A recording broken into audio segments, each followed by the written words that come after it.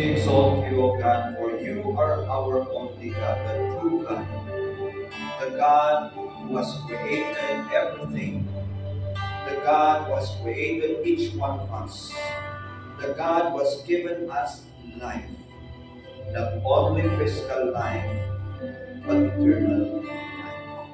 The God who truly loves us, the God who is always there for us, a faithful God, a loving God, a God who is always dependable, the God who will never leave us, who will never forsake us. We exalt you, O God. And this morning, as you once again speak to each one of us, we pray for forgiveness of all our sins. Forgive us, O Lord, and cleanse us from all unrighteousness. Prepare each one of us. Open our eyes, our ears, our minds, our hearts. Help us to listen to you, to be attentive to what you would like us to learn from you this morning. Thank you so much. May your name be glorified. May your name be lifted up high. May you always be proclaimed in our roots. In Jesus' name we pray.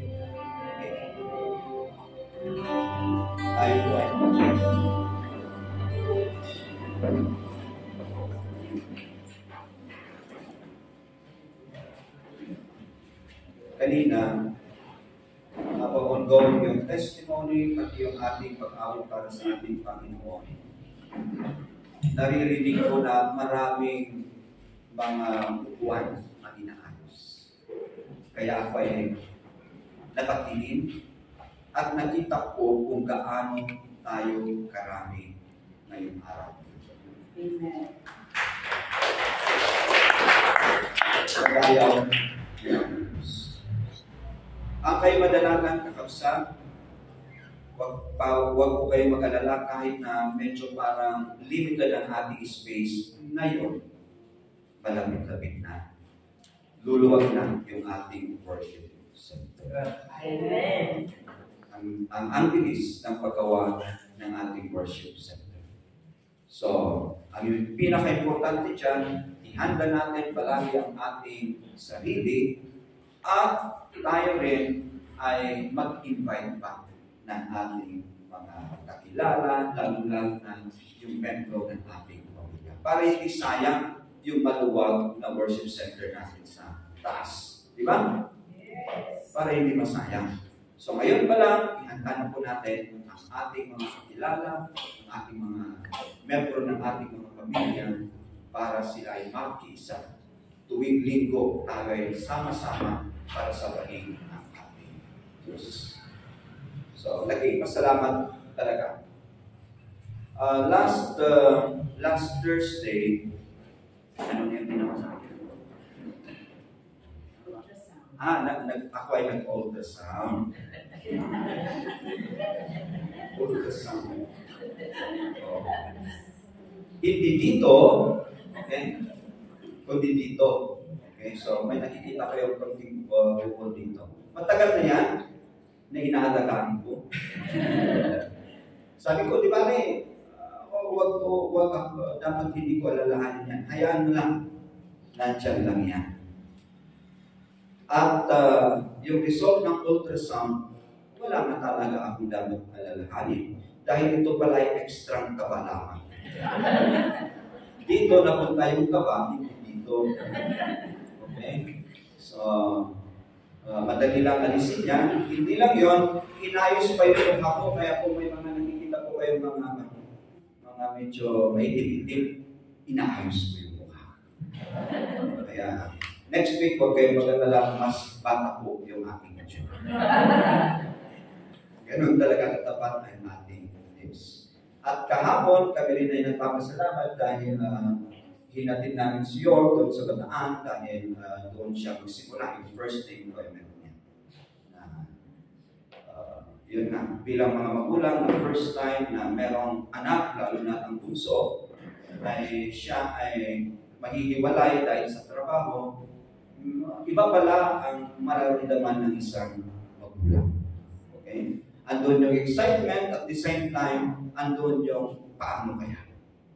Pero salamat dahil ang Diyos ay tapat at naniniwala kami na yun nga, siya ay sasamahan at siya pa rin ang gagawin sa kanyang pagtatrabaho. So, ngayong umaga, ipagpatuloy natin yung ating pag-aaral sa libro ni John. Ano na ba yung natapos natin? John 19. Yung paglibing, pagkamatay. Okay, so natapos na po natin ang John chapter 19. So papunta na tayo sa John chapter 20. Parang hindi kayo marunong magbilang.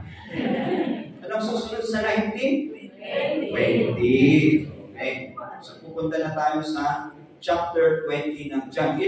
Ilang chapters pa ang naiwan? At matapos na ang John?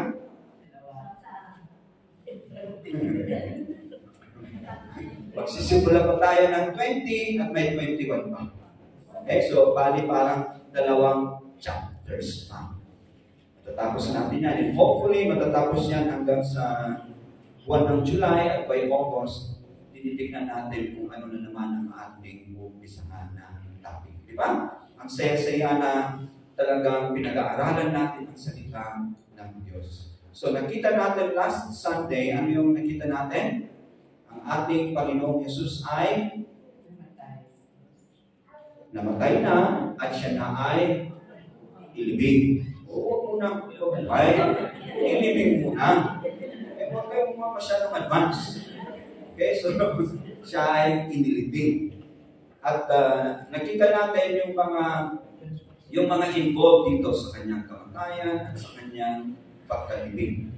So nakita natin yung mga religious leaders, yung mga Sanhedrin, nakita natin yung mga sundalo, kung ano yung mga ginawa nila.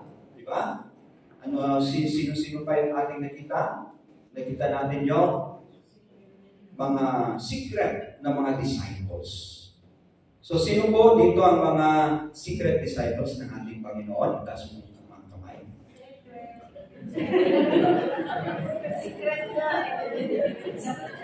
So lahat kayo ang mga secret disciples. Sino ang mga disipulo ng Diyos na hindi sikreto dito? Itaas ang mga kamay. Mga secret agents ang mga. Okay. So, nakita natin na hindi tayo dapat maging secret na mga disciples. Sina Joseph at sina Nicodemus, maaring sa umpisa.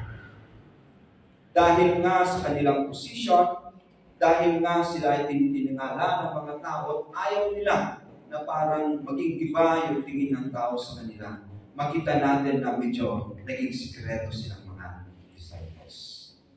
Pero sa tamang oras na sila ay dapat na may gagawin, makita natin na tinindigan nila yung kanilang pananampalataya. At mismo sila ang lumapit kay Pontius Pilato para i-request na kukunin yung kagawa ng ating Panginoon Jesus. At sila, kasama sa mga ibang versions, kasama ang ibang mga kababaihan, sina Mary Magdalene, makita natin na sumama yung mga kababaihan pero talagang naglibing doon sina Joseph at sina Nicodemus. Si Nicodemus may mga daladalang mga babango. Ang bigat pa. Yung ginawa. So binalot ang ating Panginoong Jesus. Ginamit ang mga mamahaling telang lino. Okay, so yun ang kanilang kultura. Binalot yung katawan ng ating Panginoong Jesus at siya ay inilibing sa isang parang kuweba. Okay, kasi bato yun. Bato. At pagkatapos na siya ay inilibing, anong ginawa ng mga religious leaders? Lumapit sila kay Pontius Pilato at na-recall nila yung sinabi ng ating Panginoong Jesus na sa ikatlong araw siya ay nabubuhay. So ang sabi ng mga Sanhedrin kay Pilato, magpadala ka ng mga kwartyo para kwartyahan yung libingan ng ating Panginoon Yesus. Kasi baka maya-maya nanakawin yung kanyang katawan at sasabihin nila na nabuhay muli ang ating Panginoon Yesus. So, ang libingan ng ating Panginoong Yesus, merong nakatakip na malaking bato. At nasilyuhan pa yan at may mga kwartya. So, yun yung situation at that time. So, ipagpatuloy natin yung ating pag-aaral sa kanyang salita. So, ang ating pag-aaralan ay John chapter 20 verses 1 to 18. Ang pamagat natin sa ating pag-aaral ngayon ay Death is Conquered. Ang kamatayan ay napagtagumpayan. Ang kamatayan ay talo. Di ba? Talong-talo ang kamatayan. Sino may gusto ng kamatayan ay papagtagumpayan?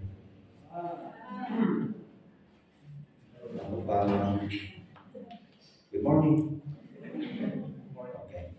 So, tingnan natin. So, ito yung mga naunang verses. Sabi dito sa verses 1 and 2. Now, the first day of the week, Mary Magdalene went to the tomb early, while it was still dark, and saw that the stone had been taken away from the tomb. First day of the week. Anong first day of the week? Sunday. Kagaya ngayon. So, this is the first day of the week. Pag titignan natin sa Acts chapter 20 verse 7, mababasa natin dito na yung mga mananampalataya, okay? Yung mga mananampalataya, sila ay nagtipon-tipon tuwing unang araw ng linggo. Anong gagawin nila? To break bread. So sila ay para yung huling hapunan. So kasama na yon yung kanilang pagpupuri sa ating Diyos. Kaya makita natin na may basihan yung ating pagtitipon tuwing unang araw ng linggo. Okay? And then, so maaga si Mary Magdalene. Sa mga ibang libro, ni ng Matthew, ni ng Mark at Luke, hindi lang nag-iisa si Mary Magdalene. May mga ibang Mary pang kasama. Si Maria na ina ni Santiago, andyan din nabanggit si Salome, nabanggit din si Joanne, pero hindi siya nag-iisa sa mga ibang accounts sa accounts nila Matthew, Mark, at Luke. Pero makita natin dito sa John, si Mary Magdalene lang ang nabanggit. Okay? Nabanggit na pangalan. So, pagdating niya doon, actually nila doon, nakita nila na yung bato na nakatakip sa libingan ng ating Panginoong Yesus Kristo ay na anong rinod sa Tagalog? Naalis. Iginulong. Kaya iginulong. Kasi malaki yan. Iginulong yung bato. So, ibig sabihin niyan, nakabukas yung libingan ng ating Panginoong Yesus Kristo. So, ito ang ginawa ni Mary Magdalene. Then she ran and came to Simon Peter and to the other disciple whom Jesus loved. So, alam natin na pag ito ang binabanggit na other disciple whom Jesus loved, sino ang tinutukoy dito? Si John. Si John ang tinutukoy dito. And said to them, they have taken away the Lord out of the tomb, and we, so ibig sabihin, meron siyang kasama. We do not know where they have laid him. So, yun ang report na ginawa ni Mary Magdalene. Siya tumakbo, sinabihan si Peter at si John. Ito ang ginawa ni Peter at John. Peter therefore went out and the other disciple and were going to the tomb. So they both ran together, and the other disciple outran Peter and came to the tomb first. So, mas mabilis si John na tumakbo. Maaaring mas bata siya kaysa kay Peter, o talagang mas malakas siya kaysa kay Peter. And he, meaning John, stooping down and looking in, saw the linen cloths lying there, yet he did not go in. So pagdating na doon, sumilip. Nakita niya yung tela na ginamit sa pagbalot sa ating Panginoong Hesus na nandoon na. na kung saan pinahiga ang ating Panginoong Jesus. Pero sabi dito, hindi siya pumasok. And then Simon Peter came, following him, and went into the tomb. So makita natin yung character ni Peter, ano? Na talagang pagdating niya, pasok agad. Pasok agad siya. So ganun si Peter, medyo may pagka-agresibo.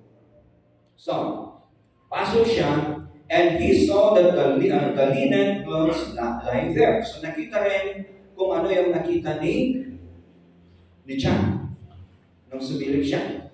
And the handkerchief that had been around his head, not lying with the linen clothes, but folded together in a place by itself. So yung panyo na ginamit para balutin yung ulo ng ating Panginoon Jesus, andun din. So parang nasa uluan siguro yun, nakaayos yan, at yung tela na ginamit na binagbalot sa ating Panginoon Jesus, andun rin lang. And then the other disciple, meaning John, who came to the tomb first, went in also. So pumasok si John, and he saw and believed. So nakita niya. What did he believe? Ano yung nakita niya at siya ay naniwala?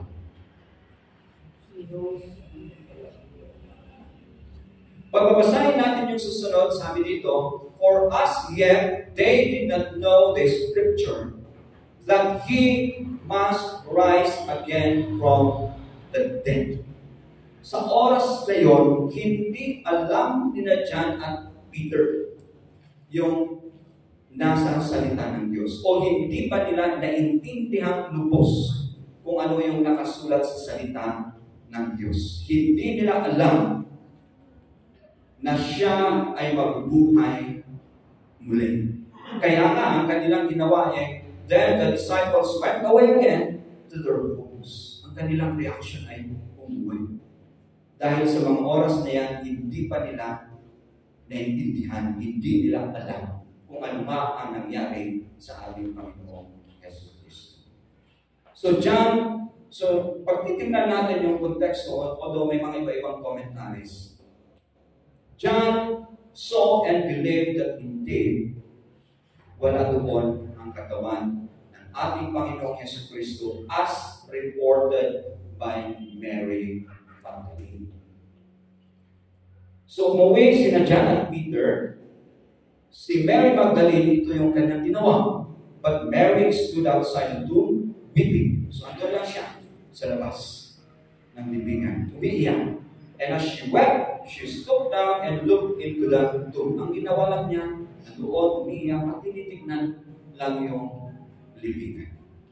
So sa mga verses na ito, makita natin na yung libingan, yung lugar kung saan inilibing ng ating Panginoong Jesus ay bakante. Wala doon ang katawan ng ating Panginoong Jesus. Yun yung makikita natin sa situation na ito. Ang pangyayaring ito ay na-prophesy. Pagbabasahin natin ang Psalm 16 verse 10, sabi dito, for you will not leave my soul in Sheol, nor will you allow your Holy One to see corruption. So makikita natin dito, for you, hindi papayagan ng Diyos na ang kaluluwa ng ating Panginoong Yesus ay manatili sa lugar kung saan ang mga patay. Tinitignan ko kung ano talaga ang Sheol o Hades. Mostly na komentarang sinasabi nun, it is the abode of the dead, the place of the dead, lugar kung saan ang mga patay. Iba ito sa pinatawag natin na hell or sa impyerno. Okay, so he will not leave my soul in Sheol, among the dead. Hindi iwan ang ating Panginoon, ang kanyang kaluluwa sa lugar kung saan ang mga patay, nakasama ang mga patay. Okay? Nor will you allow your Holy One to see corruption. At yung kanyang katawan, yan ay makukurap o madidigay o maagnas. Hindi yan pababayaan ng ating Diyos. So makita natin bakit wala doon ang katawan ng ating Panginoon Yesus. Ibig sabihin, hindi papayagan ng Diyos na manatili doon ang ating Panginoon Yesus sa lugar ng mga patay at hindi pababayaan ng Diyos na ang kanyang katawan ay mapahagnas. That it will see corruption or even decay or destruction. Sina Peter at John, nakita natin. Sabi doon, did not yet know the scripture. Hindi pa nila alam o hindi nila naintindihan, yun yung mga ibang versions. They did not understand the scripture that He must rise from the dead. Wala yun sa kanilang, kung nakita nila, kung nawala daw ng katawan ng ating Panginoong Yesus, hindi nga nila naiintindihan. Kaya ano ang kanilang naging reaction? Uuwi na lang sila. Si Mary Magdalene, hindi rin niya alam. Kaya nga siya ay iyak na nandoon. Dahil hindi niya alam ano ba talaga ang nangyari sa ating Panginoong Yesus. Pero itong pangyayari noon, bukod sa nabasa natin sa Psalm 16:10, ito actually ay ilang beses na sinabi ng ating Panginoong Yesus. He actually predicted, He has already foretold, and He has in fact informed His disciples, His followers, of what will happen to Him. Yung kanyang kamatayan at yung muli niyang pagkabuhay. Actually, sinabi na yun, paulit-ulit. Pag titignan natin sa 2nd chapter ng John, yung pangyayari na nung pumunta siya sa templo, ginawang palengke. Di ba yung templo? Maraming mga iba't ibang bagay na binebenta doon. So dahil doon sa kanya, sa pangyayari ng lininis niya, pinagtumba-tumba niya kung ano yung mga mesa ng mga nandoon. Kaya tinanong siya, anong milagro ang inyong mapapakita? Parang ano ang inyong authority na inyong mapapakita para gawin mo ito? So ito yung sinabi ng ating Panginoong Yesus. Destroy this temple and in 3 days I will raise it up. Nagtaka yung mga tao. Ano? 3 days? Bamuhunin mo yung templong ito? Ito nga ay ginawa ng 46 years. Pero eventually, naintindihan ng kanilang mga disciples later on na ang kanyang tinutukoy na templo ay ang kanyang katawan. Na siya ay papatayin, pero sa ikatlong araw, siya ay mabubuhay. Muli. Pero sa oras na yan, hindi pa naintindihan ni Peter at John. Sabi pa dito sa Mark, chapter 8, actually chapters 8, 9, and 10, paulit-ulit yung sinabi ng ating Panginoong Yesus tungkol sa kanyang kamatayan at muling pagkabuhay. So, kinote ko lang ang 31, the Son of Man must suffer many things and be rejected by the elders and other chief priests and scribes and be killed, and after 3 days rise again. Yung inawit natin kanina, this is amazing grace. This is an faithful love ng ating Panginoon. That He would die in our place. That He would carry or bear our cross. Para lang tayo ay magkaroon din ng buhay. So, paulit-ulit na sinabi ng ating Panginoon Yesus, ito. Ano kaya ang maaaring dahilan kung bakit hindi man lang ito pumasok sa kaisipan ni John at Peter o pati kay Mary Magdalene? Naniniwala ko na narinig din ito ni Mary Magdalene. At mga iba pang mga nakarinig sa sinabi ng ating Panginoon Yesus. Ang nakita ko dito, sila ay nakafocus sa sitwasyon na ang libingan ay empty. Doon sila nakatingin. Nakafocus lang sila doon. at nakalimutan nila ang salita ng ating Panginoong Jesus. Meron bang pagkakataon na dahil sa ating situation, yun na ang parang nagpo-control sa ating kaisipan o sa ating nararamdaman? At nakakalimutan natin ang mga promises ng ating Panginoon. Yung kanyang salita. Na ang tinitingnan lang natin ay yung sitwasyon at kagaya kanina sa Psalm 142, ano yung situation ni David? Di ba? Meron siyang situation. Pero ang nakita niya, hindi yung kanyang situation lamang na magsasabing, wala na akong kapag-pag-asa.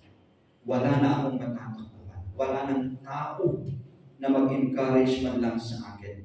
Wala nang umapansin sa akin. Hindi yon ang kanyang sinabi. Kundi dahil kilala niya ang ating Panginoong Jesus. Kilala niya ang kanyang salita, ang kanyang katapatan, ang kanyang pag-ibig. Anong kanyang ginawa? Umawit na nalangin sa ating Panginoon. At in-express yung kanyang nararamdaman.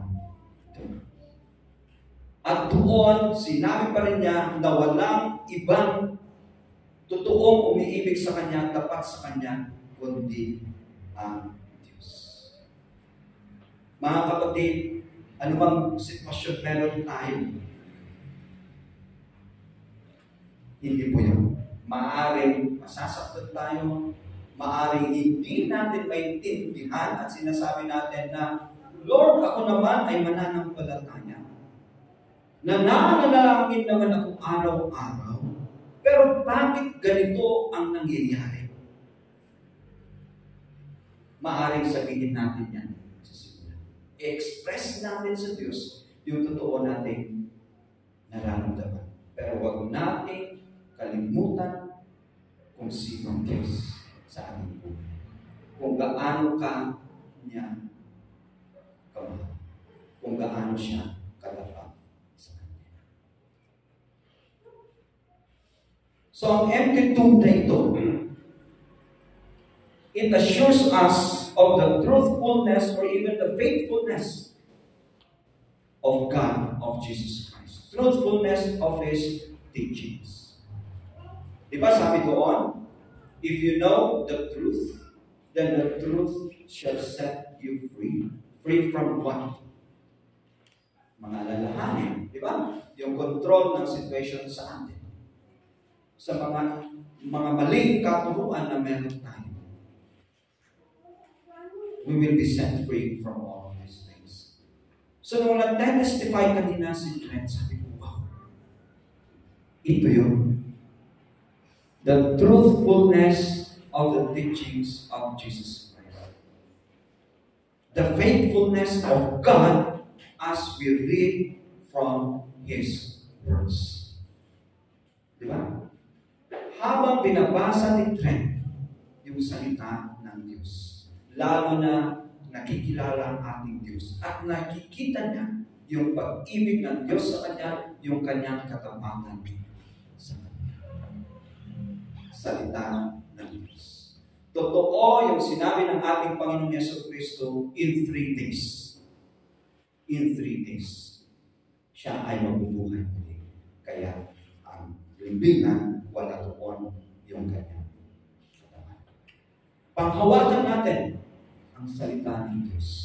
Panghawakan natin. Maaring sa tingin natin sa umpisa ay empty yan. Parang walang laman. Yun lang ang nakikita natin. Pero pag talagang tingnan natin ang Diyos, punong-puno pala yung lugar na yan ng kanyang pag-ibig, ng kanyang katapatan. Yung lugar na yan, nandoon yung kanyang katapatan, yung kanyang pag-ibig, yung kanyang pagmamahal sa bawat isa sa atin. Yun ang nasa loob ng libingan sa oras na yan. Sa pagpapatuloy, sabi dito, and she saw, si Mary Magdalene, two angels in white sitting, one at the head and the other at the feet where the body of Jesus had lain. They said to her, "Woman, why are you weeping?" Bakit umiyak? Then she said to them, hindi pa rin niya lubos alam yung mga pangyayari niya. Because they have taken away my Lord, and I do not know where they have laid him. Pag titignan natin sa libro ni na Matthew, ni na Mark, at ni Luke. Sa Matthew, ang nangyari dito ay nung papunta na si Mary Magdalene at yung ibang mga kababaihan, may lindol. At may bumabang anghel, at yung anghel na yan ay kanyang itinulak yung bato para buksan yung libingan. Yan. Okay? Kay Mark, meron na, nung pagdating ng mga kababaihan doon, bukas na yung libingan, nakarol na yung malaking bato. At may nakita silang isang lalaki, isang anghel. Kay Luke, dalawang anghel ang nakita nilang nakaupo sa loob. So may anghel sa mga oras na yun. At yan ang ginamit ng Diyos bilang mensahero. Dito, tinanong si Mary Magdalene, "Why are you weeping?" Yun ang sinabi ng mga anghel. Pero sa mga ibang accounts ni Matthew, Mark, at Luke, sabi nila do not be alarmed. Do not be afraid. You're seeking Jesus of Nazareth, who was crucified. He is not here. He is risen. Yon ang mensahe na pinarating ng mga anghel kay Mary Magdalene na hinahanap mo ang buhay sa lugar ng mga patay. Wala siya dito. Kagaya ng kanyang sinabi, siya ay nabuhay. Jesus is risen. Yan ang sinabi ng mga anghel. Pero sa John, ito yung sumunod pangyayari. Now, when she has said this, so pagkatapos niyang sinabi yun sa mga anghel, tumingin siya sa kanyang likuran. And saw Jesus is standing there, and did not know that it was Jesus. Jesus said to her, "Woman, why are you weeping? Whom are you seeking?" Tignan niyo si Mary, hindi pa rin niya namukhaan ang ating Panginoon Jesus. Akala niya siya yung hardinero. She, supposing him to be the gardener, said to him, "Sir, if you have carried him away, tell me where you have laid him, and I will take him away." Yun ba sinabi? Sir, kung kinuha mo, ito mo naman kung saan mo siya dinala. Punta ko doon at tukunin ko yung katawan ng aking Panginoon Jesus. Yun ang sinabi ni Mary. Hindi niya namukha. Sa pagkakataon na yun, emotional siya. Di ba? Emotional siya. At ito, ang sabi ng ating Panginoon Jesus, "Mary! Mary!" She turned and said to him, "Rabboni," which means teacher.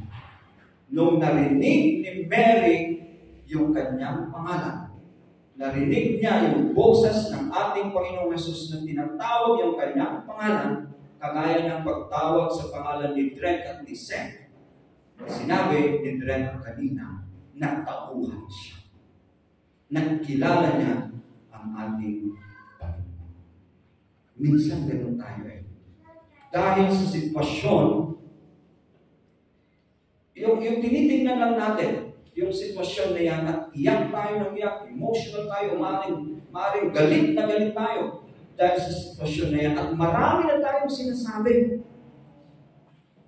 And then, may nagsabi sa iyo, "Hoy, Virgin Soul!" Yung sinabi mong pangalan sa kanilang gaganon tayo. Minsan, ganon tayo.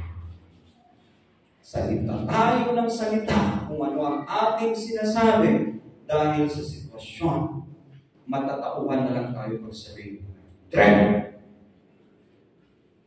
Second. Churches. Mary. Doon siya natawa.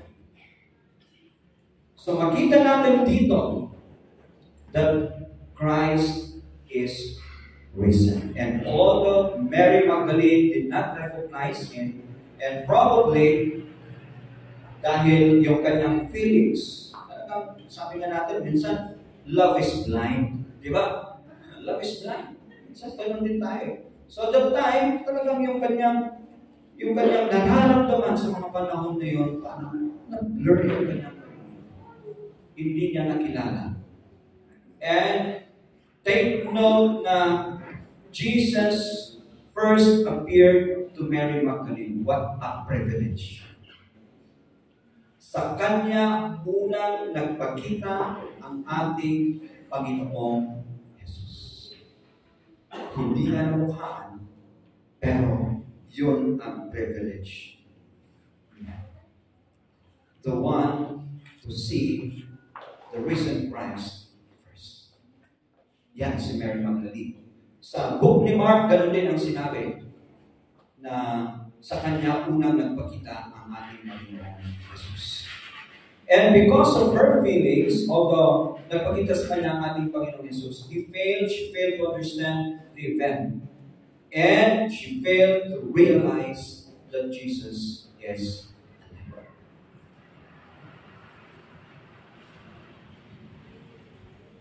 Mary, that was the only time that she recognized Jesus. Salamat dahil kilala tayo ng Diyos bawat pangalan natin.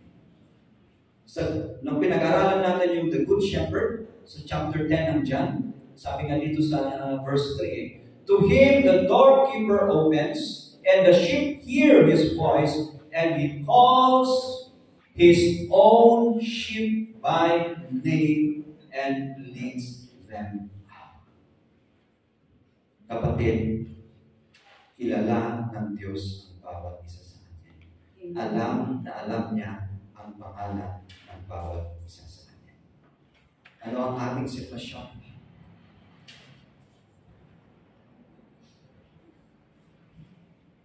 Kung ang sitwasyon na nagpo-control sa atin, tatawagin kayo ng Diyos. Sabihin, Yuli, anong ginagawa? Salamat at kilala tayo. Kilala ng Diyos ang bawat isa sa atin. Tatawagan niya ang pangalan natin. Ganon katapat ang ating Diyos. Ang Israel mismo, sabi dito sa Isaiah, verse 1, but now thus says the Lord who created you, O Jacob. Bawat isa sa atin, tayo ay nilalang ng Diyos. Pati ang Israel, Jacob. And He will form you, O Israel. Fear not, for I have redeemed you. I have called you by your name. You are mine.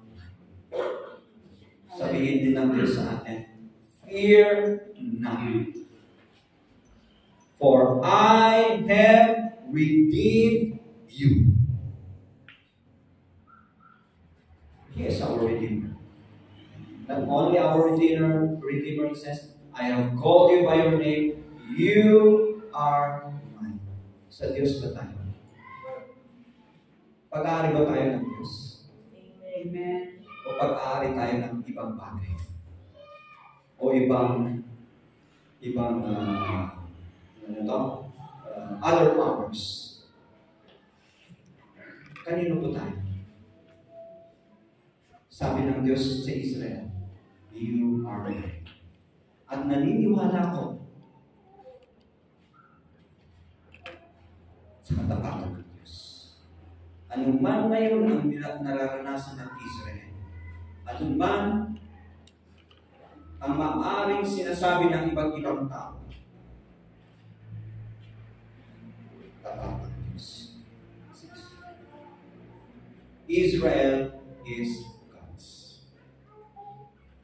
Bawat isa sa atin ang mananampalataya sa Diyos.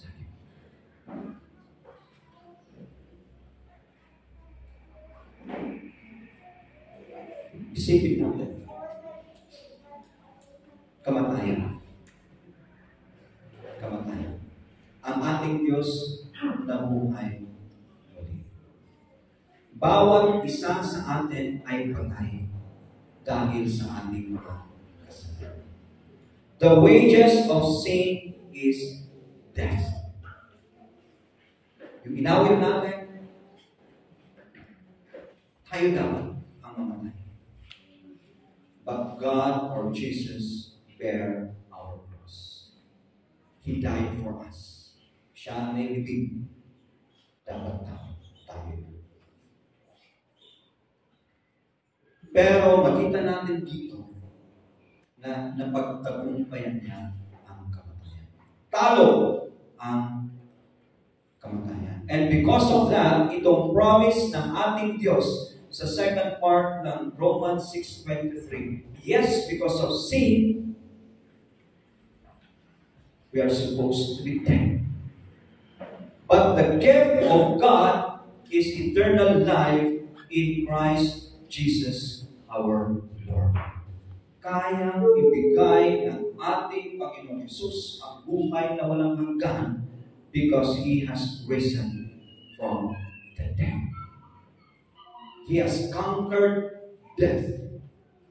He has been victorious over death. We will conquer death. We are victorious over death. All because of Jesus. Parang hindi kayo masaya. Gusto niyo yun? O gusto niyo manatiling patay? Yung mga gusto manatiling patay, mag-isip kayo. Mahirap ang manatiling patay.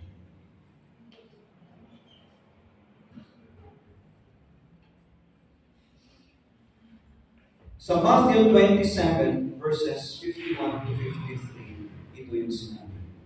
Then behold, the veil of the temple was torn into two from top to bottom. Ito yung pangyayari bago na naubos yung hina ng ating Panginoon Jesus. And the earthquake and the rocks were split, and the graves were opened. And many bodies of the saints who had fallen asleep were raised. And coming out of the graves after the resurrection, they went into the city and appeared to many.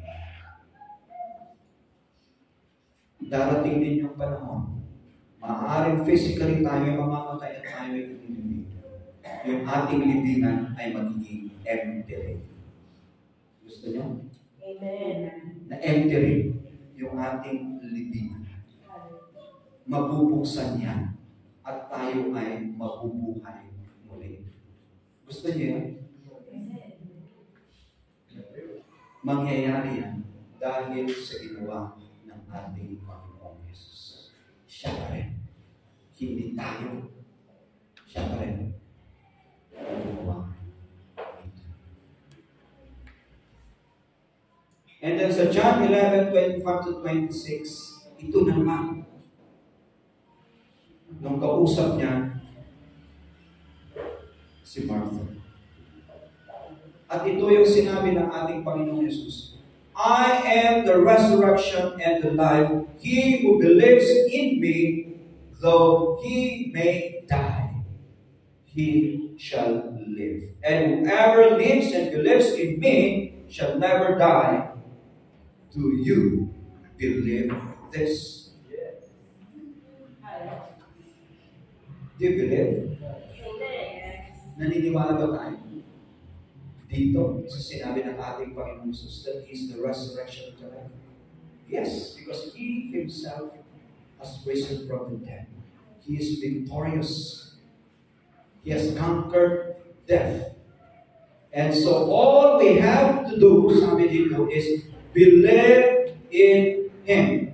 And if the time will come that we will die and we will be buried, the time will come because we believe in Him that our own tombs will be empty and we will also rise. That is the promise of our Lord and Savior Jesus Christ. At sabi natin kanina, because of that empty tomb and also because of the risen Christ, we are assured of His faithfulness, of His love, that His promises are true, His teachings are true. And we are assured of eternal life.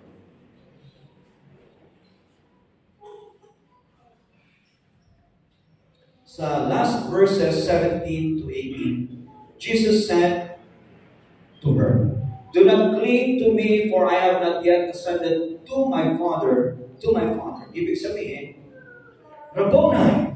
And then, hinawakan, in-embrace ang ating Panginoon Jesus. Pero ang sabi ng ating Panginoon Jesus, do not cling to me.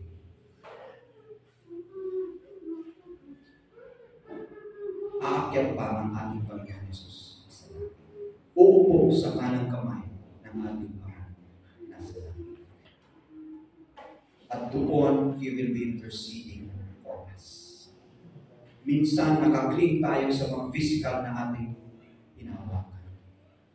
Sinasabi dito, kung ano yung ating nakikita doon, hindi doon tayo hawak.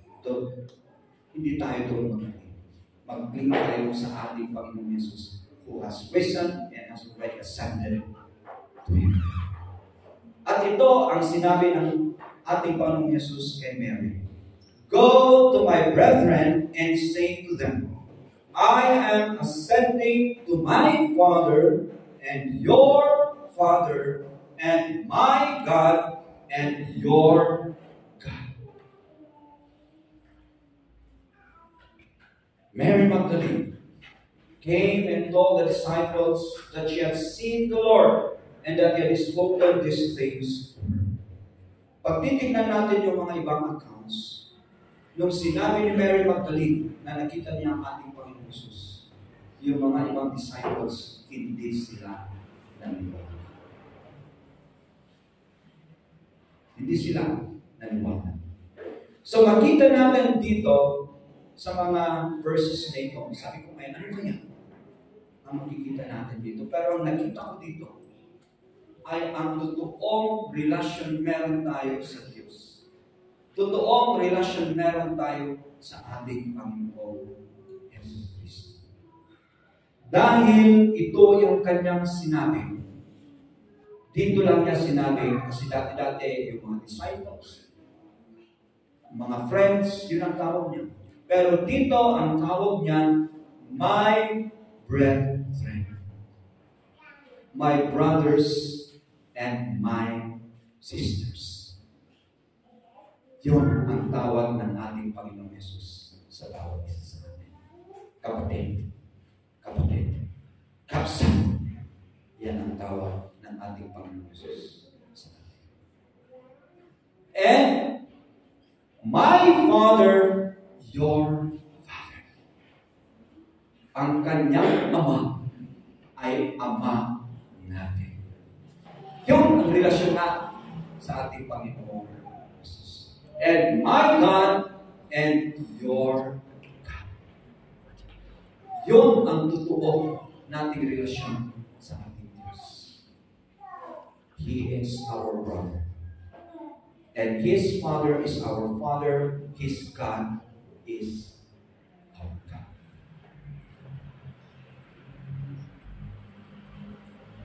Ito yung privilege na naibigay kay Mary. She was the first witness. Siya ang unang nakakita sa ating Panginoon Jesus. Siya ang unang nakarinig sa ating Panginoon Jesus. Siya ang unang nakarinig kung ano ang katotohanan na relasyon meron tayo sa Diyos. Go tell my brethren, I am ascending to my Father and your Father and my God and your God. Siya ang unang nakarinig sa mga katotohanan ito.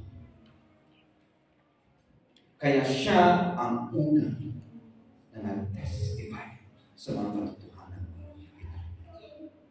Kaya nga sabi ko babae pala ang una na naging mensahero ng ating Diyos pagkatapos na siya ay nabuhay muli. Amen. Ang laki ng role po ninyong mga kababaihan.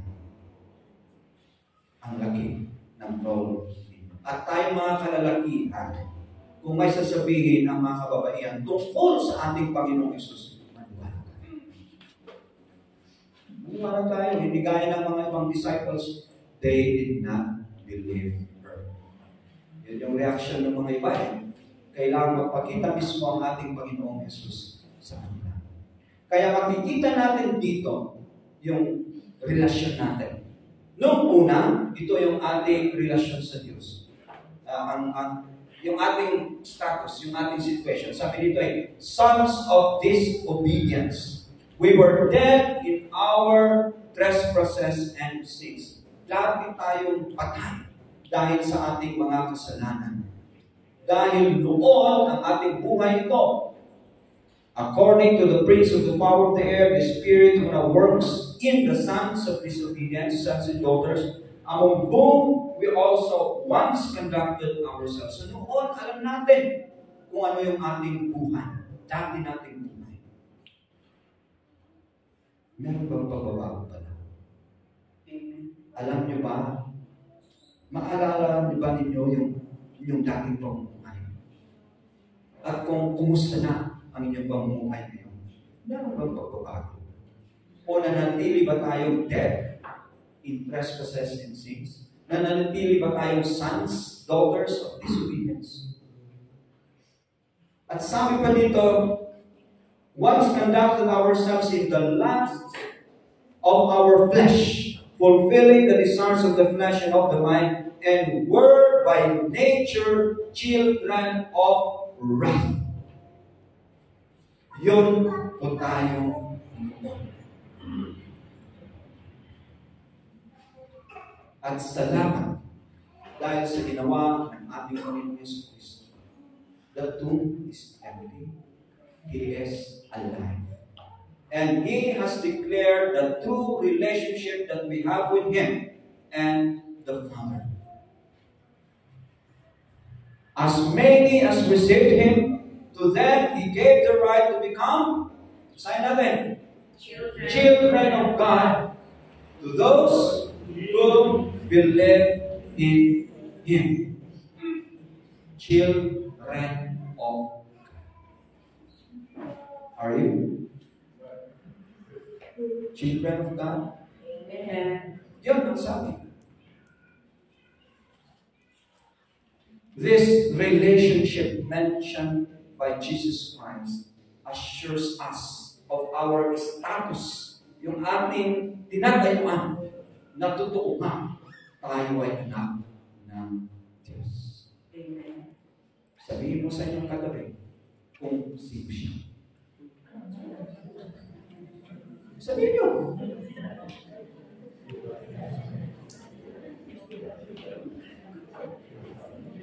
Ano ang sagot?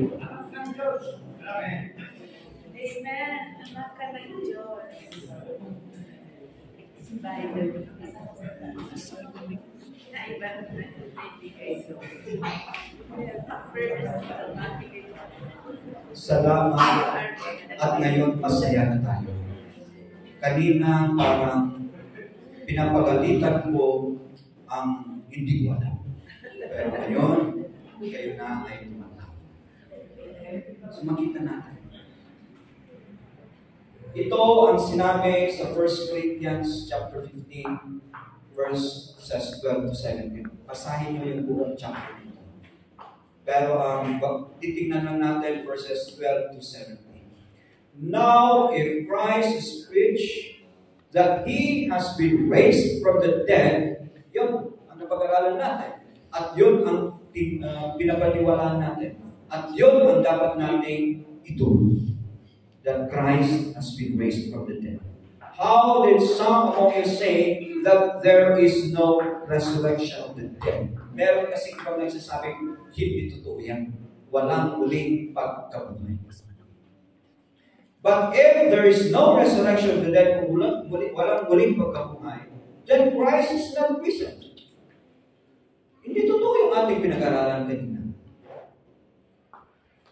And if Christ is not risen, then our preaching is empty and your faith is empty. Kung hindi totoo yung ating napag-aralan kanina, that the tomb is empty, that Christ is risen. At yun ang ating pinapaniwalaan, empty pala. At empty rin yung aking pagtayo ngayong umaga sa inyong harapan. At walang silbi yung ating pagtitipon ngayong umaga. May silbi ba? Amen. Meron. Yes! And we are found false witnesses. Kung hindi nangyari yun. Because we have testified that God that He raised up Christ, whom He did not raise up. That is, ang sabi dito, if in fact the dead do not rise. For if the dead do not rise, then Christ is not risen. And if Christ is not risen, your faith is futile, and you are still in your sins. Ano sinasabi dito? Kung hindi totoo yung ating napag-aralan ngayong umaga, tayo pa rin ay nasa ating mga kasalanan. At anong sabi doon?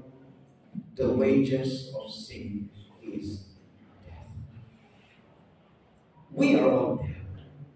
Kung hindi totoo na nabuhay muli ang ating Panginoon Jesus. Death has been conquered. Wala bang ihi? Amen. Wala bang celebration? That death has been conquered? Hallelujah. The empty tomb assures us of the truthfulness, the faithfulness, the love of Jesus for each one of us. Totoo yung kanyang mga promises. At kung totoo yung kanyang mga promises, ibig sabihin, mapagtagumpayan natin ang kamatayan. The truth will set you free. Di ba? Free from what? Yung mga dati nating pamumuhay. And we know na yung dati nating pamumuhay, the wages of sin is death. But if we are set free from all of these things, then we have conquered death. The risen Christ assures us of eternal life. Kung meron tayong buhay na walang hanggan, talo ang kamatayan. Walang kakayahan ang kamatayan sa inyo dahil meron ka ng buhay na walang hanggan. And this true relationship assures us of our status as children of God. Kung anak ka ng Diyos, na pagtagumpayan mo ang kamatayan.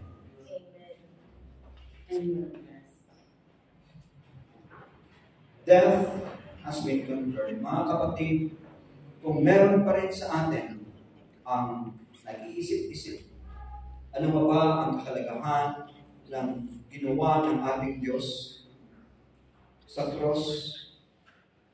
Bakit niya kailangan gawin yun? Kung sa ngayon ay hindi pa rin natin nakikita ang totoong mensahe ng cross, yung kanyang libingan, yung kanyang muling pagkabuhay. Kung hindi pa rin ninyo alam o nakuha yung totoong mensahe,